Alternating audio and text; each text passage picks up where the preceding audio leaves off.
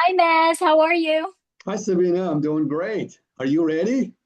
I'm ready. I am ready to discuss who moved my marketing. So, welcome everybody to our next episode of Who Moved Our Marketing. We're going to be talking today about the evolving marketing landscape. Today, with me, I have Maz Jamasbi, and I am Sabina, and we are going to talk about kind of some of the topics that have been going around kind of like between the MQLs, between, lead to demand to growth to revenue marketing. We hear a lot about how things are changing there, so you'll get to see or hear about a lot of these different evolving topics. So be ready because Maz, do you have your boxing gloves? Because I think there might be a little bit of, fighting going on between the two of us on some of these topics, but that's good. It'll all be in fun. It's all great. Yeah. I think this is where things kind of get exciting or interesting because your perspective and where you come from might be a little bit different than mine. But I think this is really great for our audience because they also have different perspectives that may match more aligned with you or more aligned with me. So we'll just hash it out and see where it goes. Sounds good. Sounds good. Who's keeping score? Who's going to keep score? We'll see. All right. So I think the first thing that I really want to dive into is the MQL. There's this topic of marketing qualified leads. Are those relevant today? Are they not relevant? It goes along with that topic of demand versus growth also, because is it really just pipeline generation? Is it really revenue generation? Are we measuring MQLs? Are we measuring lifetime value or customer lifetime value? So, really kind of diving into this. I will let you go first, Maz. What do you think? Okay, great. Thank you. Yeah, so the fact that in this podcast, we really sort of focus on growth marketing and demand gen as sort of the core of everything that we discuss. And then at the same time, we can expand into lots of different areas because, again, we've been into lots of different organizations. We've had different roles at different seniority levels. It kind of gives us a good idea of what we've seen and what we think works for our respective organizations. So yeah, based on my experience, I do think that MQL's value is being diminished, and really taking a step back, I really see that the role of marketing, and that's why we call this "Where's My Marketing," and how marketing really participates in the organization has evolved, and it's no longer evolving; it has evolved, and the reason for that is that in order for marketing to stay relevant, we really need to kind of expand our horizon and think a little bit more in terms of revenue and be able to have conversations that are similar to the kind of conversations that the revenue teams have with the organizational leaders. And because of that, I think you need to sort of raise your eyesight and look beyond MQL to see, well, what happens after MQL? Usually in the demand gen cycle, you have SQLs, opportunity, and then closed won, right? So what I think is important for marketing is to be involved more in those conversations along the revenue front. So how do we do that? That's the whole idea behind ABX. ABX or ABM really have changed the marketing campaign targets and revenues so that that we really measure the success of those campaigns based on how many meetings did we generate, how many of those customers actually um, generated revenue. And so MQL, I think, is just sort of an intermediary metric now. It's just a kind of a point in the middle, but we need to look beyond that. And we need to look at, for instance, the number of meetings and how many of those opportunities are converting and what are we looking at in terms of revenue. Now, I'm not saying marketing should be responsible for revenue, but I think we need to make sure that the contribution of marketing to revenue is clearly spelled out based on the activities that marketing is responsible for. I actually agree with you, kind of. So, and what I mean by that. So I agree. But when you're looking at campaign performance or campaign engagement, I think the MQL is very relevant because you really are trying to make sure that you are targeting the right audience, making sure that you're in the right industry, making sure that you're actually getting into the organization where you feel like the decision makers are there. With that said, that is kind of where the evolution of this is coming into, is that the it's not all about getting a lead, qualifying them, and throwing it over the fence anymore. And I think that's what you're also saying. It truly is to get marketing to become a part of the conversation, is understanding that marketing has touched almost every opportunity in some shape or form, unless, of course, it's come straight from the Rolodex of a salesperson, right?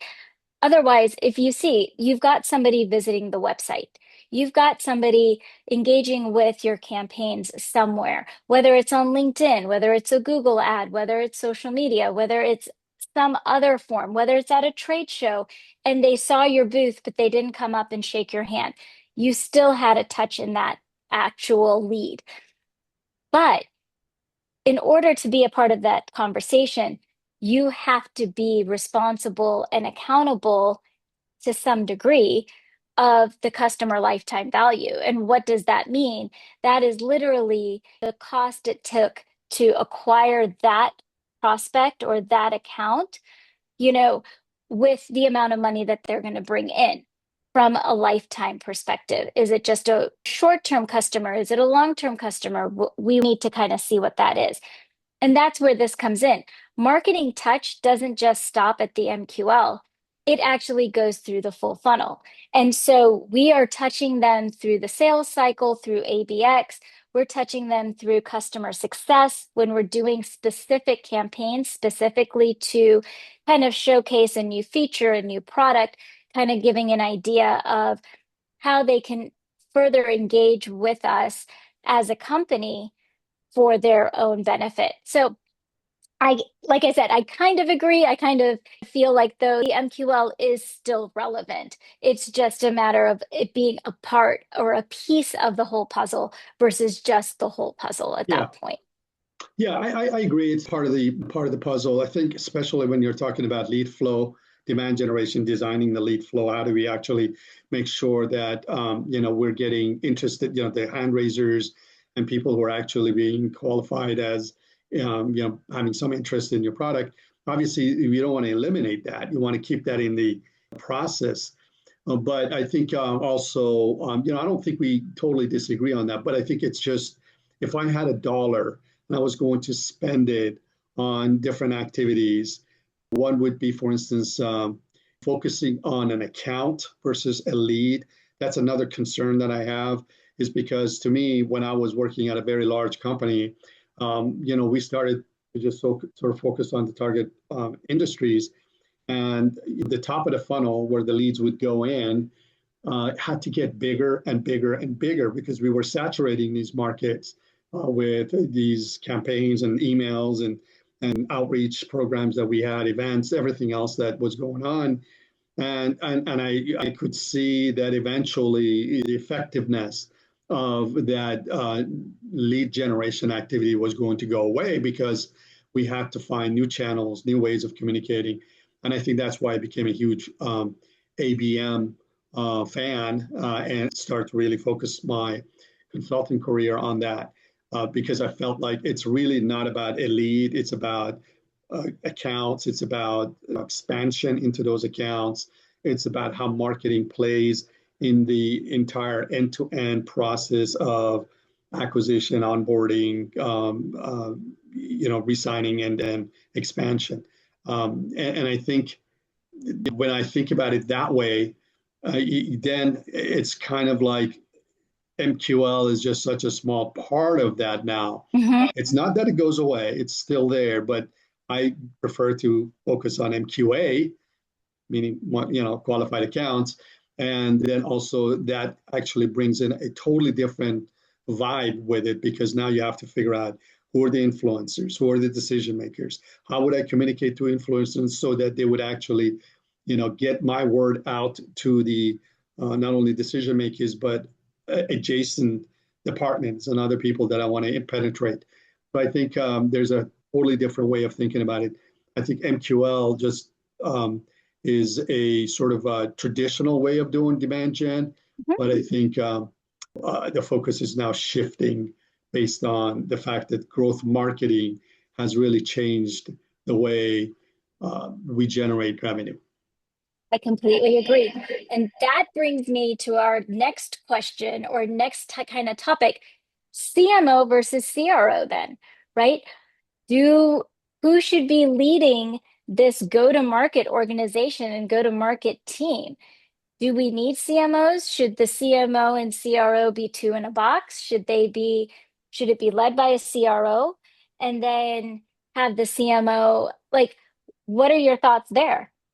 Yeah, I think you and I agree on this more than the last topic.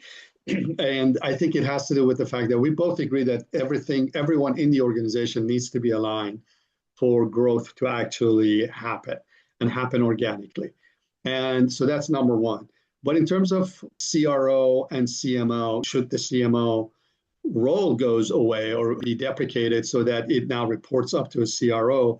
To me, I don't agree with that. And the reason for that is that I think that the time horizons for a CMO is different than the time horizons for a CRO.